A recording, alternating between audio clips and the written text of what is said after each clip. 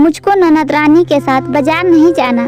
सुरभि बेटा, सारा काम निपट गया? रसोई क्या? हाँ मम्मी जी, निपट गया, बस अभी अभी खाली हुई हूँ। सुरभि ने साड़ी के पल्लू से पसीना पोंछते हुए कहा। तो ऐसा करो, तुम फटाफट तैयार हो जाओ जाकर। जरा प्रेरणा को आज फिर बाजार जाना है। अभी कह रही थी हमसे कि भाभी को लेकर बाजार जाऊंगी।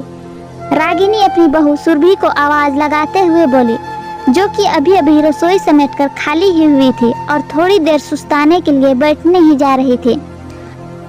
और तभी सास रागिनी ने एकदम से फरमान सुना दिया, मम्मी जी, हम जीजी के साथ बाजार तो बिल्कुल भी नहीं जाएंगे, क्योंकि मेरा बिल्कुल भी मन नहीं है उनके साथ बाजार जाने का। सुरभि ने बिना किसी लाग लपेट के स्पष्ट शब्दों में रागिनी से कहा। सुरभि बेटा, आखिर ऐसा क्यों कह रही हो तुम? आखिर जरा सा उसके साथ बाजार जाने में भी तुमको क्या आपत्ति है? 4 दिनों के लिए तो आई है बेचारी। ऐसा लगता है कि जैसे तुमको उसका यहाँ पर आना खल रहा हो। रागिनी ने चिनक कर तिरछी नजरों के साथ सुरभि से पूछा, मम्मी जी, मुझको जीजी के साथ बाजार जाने में कोई भी आपत्ति नहीं है, लेकिन जो बाजार से आने के बाद मुझको सब कुछ झेलना पड़ता है, उससे मुझको आपत्ति है। ये आप क्यों नहीं सोचती? और मुझको यहाँ पर उनका क्यों खलने लगा? ये उनका अपना मायका है, वो जब भी चाहे यहाँ आ जा सकती है। सुरभि ने फिर स्पष्ट शब्दों में कहा। ऐसा भी क्या अनोखा भला झेल जाती हो? बाजार से वापस आकर जरा मैं भी तो सुनूं। रागिनी ने फिर चिनकते हुए कहा, मम्मी जी, जब से मैं ब्याह कर इस घर में आई तब से आपको तो रसोई से कोई लेना देना है ही नहीं, चाहे कोई भी मेहमान आए या रिश्तेदार। खैर, उससे मुझको कोई आपत्ति नहीं, लेकिन जब से जीजी अपने दोनों बच्चों के साथ आई है तो काम स्वाभाविक रूप से ज़्यादा बढ़ ही गया है। खैर, उससे भी मुझको कोई आपत्ति नहीं, क्योंकि मुझको तो काम धंधा करना अच्छा ही लगता है, लेकिन जीजी को तो कोई न कोई बहाने रोज ही बाजार जाना होता है। उस पर भी एक ही दुकान से उनका काम नहीं चलता। 10 दुकान पर जाकर बहुत मोल भाव करके बड़े एहसान के साथ सामान लेंगी, और यही सब करते करते मैं तो बहुत थक जाती हूँ। उसके बाद जब घर वापस आओ तो जीजी तो थक गए का फरमान सुनाकर आपके पास आराम से बैठ जाती है, लेकिन मुझको तो सीधे रसोई में ही घुसना पड़ता है, क्योंकि उतनी देर में दोनों बच्चों को बड़ी जोर से भूख लग आई होती है। पापा और समर के भी दुकान से आने का समय हो चुका होता है, तो खाना भी मुझको फटाफट तैयार करना पड़ता है। आखिर मैं भी तो इंसान हूँ, मैं भी तो थक जाती हूँ ना।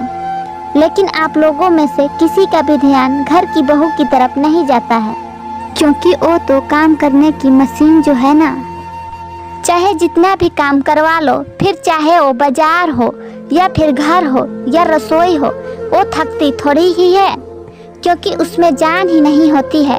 काश आप ही एक बार अपनी बहू के बारे में सोच लिया करिए कि बहू भी थक गई होगी। चलो मैं ही उसकी थोड़ी बहुत मदद करवा दो, या फिर जीजी से ही बोल दे कि वो मेरी थोड़ी सी सहायता कर दे, लेकिन बिल्कुल भी नहीं। इसलिए मुझको तो जीजी के साथ बिल्कुल भी बाजार नहीं जाना है।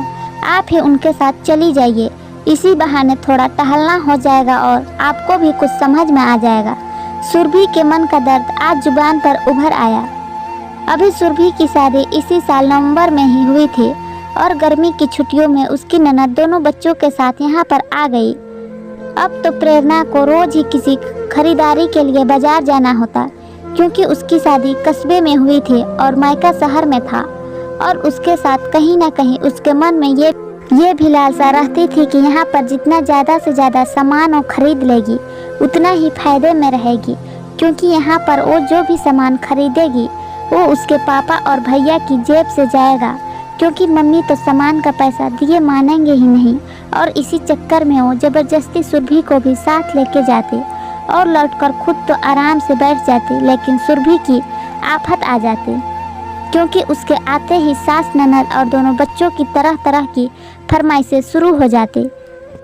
कभी पकौड़ियाँ बना दो, तो कभी चिल्ला बना दो, तो कभी उत्पम बना दो, और उधर डिनर की भी जिम्मेदारी का बोझ सुरभि के कंधों पर। लेकिन पिछली बार जब सुरभि बाजार से वापस आई थी, तभी उसने सोच लिया था कि वो अब प्रेरणा के साथ बाजार तो बिल्कुल भी नहीं जाएगी, चाहे कोई कितना भी कहे। बिल्कुल सही कह रही हो सुरभि बेटा तुम, कि प्रेरणा की खैर से आदत तो सचमुच बहुत अजीब है। कि 10 दुकानें घूमने के बाद बहुत मोल भाव करके सामान खरीदती है। और हाँ, रही बात काम की, तो मैं भी अपने दो ननद और उनके बच्चों के आने के बाद परेशान हो जाती थी।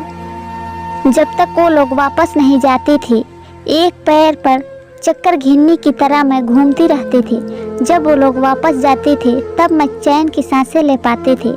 लेकिन पता नहीं क्यों हम महिलाएं सास बनते ही अपनी परेशानी को भूलकर बहू को भी परेशान करने लग जाती है। लेकिन अब नहीं, अभी तुम प्रेरणा के साथ बाजार जाओ, नहीं तो प्रेरणा बुरा मान जाएगी। लेकिन मैं पीछे से सारा काम फिट फाट रखूँगी, तुमको कोई दिक्कत नहीं अब होने दूंगी। रागिनी सुरभि के सिर पर बड़े प्यार से हाथ फिराते हुए बोली, सॉरी मम्मी जी, मुझको माफ़ कर दीजिए जो मैंने इतना ज़्यादा बोल दिया। लेकिन बाजार से लौटकर मैं सचमुच बहुत ज़्यादा परेशान हो जाते थे, बस इसलिए सब कुछ मेरे मुंह से निकल गया। सुरभि हाथ जोड़कर बोली, नहीं सुरभि बेटा, सॉरी की कोई बात नहीं, तुमने बहुत अच्छा किया। क्योंकि मन में बात रखने से मन परेशान करता रहता है और मन में नफरत की भावना घर कर जाती है। और समय के साथ यही सब छोटी छोटी बातें बड़ा रूप भी ले लेती है। अब से तुम निश्चिंत होकर बाजार जाओ, अब तुम्हारी सास सब कुछ संभाल लेगी, रागिनी ने सुरभि को आश्वस्त करते हुए कहा। और सही बात, जब सुरभि बाजार से लौटकर आई तो उसे रसोई में सब कुछ तैयार मिला। अब तो सुरभि सचमुच बहुत ही खुश हो गई। थैंक यू मम्मी जी, सुरभि भावुकता में रागिनी के लिपट गई। बेटा थैंक यू की कोई बात नहीं, और हाँ, अब मैं तुम्हारी रसोई में रोज़ मदद करवाया करूँगी। क्योंकि मुझको भी लगता है कि जब से तुम्हारे आने के बाद सारे काम धाम छोड़कर बैठ गई हूँ तो मेरे हाथ पैरों में दर्द भी रहने लगा, खाना हजम नहीं होता, सो अलग और शरीर में भी धीरे धीरे भारी होता चला जा रहा है। लेकिन अब ये गलती बिल्कुल भी नहीं करूँगी, क्योंकि कहा भी जाता है कि व्यस्त रहो मस्त रहो। रागिनी ने फिर से अपनी बात रखते हुए कहा, अरे वाह मम्मी जी, फिर तो हम दोनों माँ बेटी एक साथ सारा काम करेंगे और साथ में खूब ढेर सारी गपशप भी। फिर तो खूब मज़ा आएगा और काम भी चुटकियों में निपट जाएगा। सुरभि ने बड़े प्यार से रागिनी के गले लगते हुए कहा। हाँ सही बात। और कुछ ही देर में दोनों सास बहू आराम से बातें करते हुए रसोई में काम कर रही थी। तो दोस्तों, मेरी आज की ये कहानी आप लोगों को कैसी लगी? कहानी अच्छी लगी है तो वीडियो को लाइक शेयर ज़रूर करें, और चैनल में नए हैं तो चैनल को सब्सक्राइब करना ना भूलें। वीडियो को पूरा देखने के लिए धन्यवाद दोस्तों।